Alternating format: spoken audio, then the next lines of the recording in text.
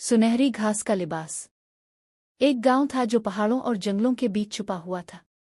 ये गांव अपनी सरसब्ज वादियों और लहलहाते खेतों की वजह से मशहूर था।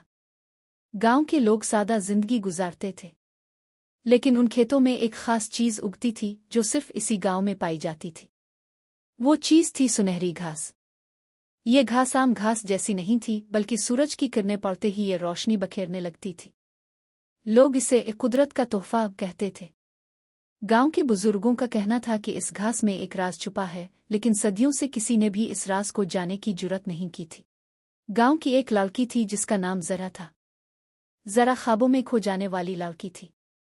वो अक्सर खेतों में जाकर सुनहरी घास को छूती और सोचती, काश इस घास से कोई ऐसा लिबास बन जाए जो सितारों जैसा चमके। एक दिन जब चांदनी रात थी और पूरा गांव सो रहा था, जरा खेतों में गई। अचानक इसे महसूस हुआ जैसे घास खुद ब खुद लहराने लगी हो।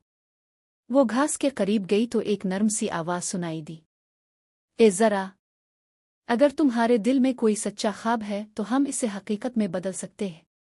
जरा ने धड़कते दिल के साथ कहा, मैं चाहती हूँ एक ऐसा लिबास जो रोशनी फैलाए, लेकिन वो रोशनी सिर्फ मेरी नहीं बल्कि सबके लिए हो।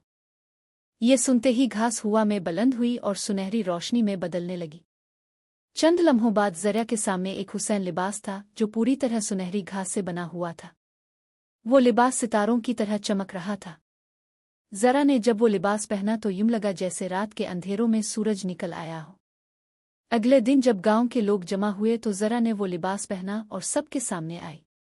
पूरा गांव हैरान रह गया, मगर जल्द ही लोगों ने देखा कि ये रोशनी सिर्फ ज़ाहिरी नहीं थी। जहां जहां जरा जाती वहां खुशी और उम्मीद जागने लगती। बीमार लोग बेहतर होने लगे, गरीबों के दिलों में आस जुगने लगी और अंधेरे कच्चे रास्ते भी रोशन हो गए। लेकिन साथ ही एक आजमाइश भी शुरू हुई। करीबी गांव के लालची सरदार को खबर मिली कि एक लड़की के पास सुनहरी घास का लिबास है। वो चाहता था कि ये लिबास इसके पास हो ताकि वो अपनी ताकत और दौलत बढ़ा सके। इसने अपने आदमी भेजे कि लिबास छीन ले। जरा को ये खबर मिली तो वो डर गई, लेकिन फिर इसे घास की वो पहली आवाज याद आई, ये लिबास सिर्फ इसके साथ रहता है जिसका दिल दूसरों के लिए रोशन हो। लालच रखने वाले के हाथ में ये मिट जाता है। जब सरदार के लोग गांव आए और लिबास छीनने की कोशिश की तो लिबास एकदम हुआ में तहलील हो गया और घास के खेतों में वापस जाकर छप गया। सरदार के लोग हैरान रह गए।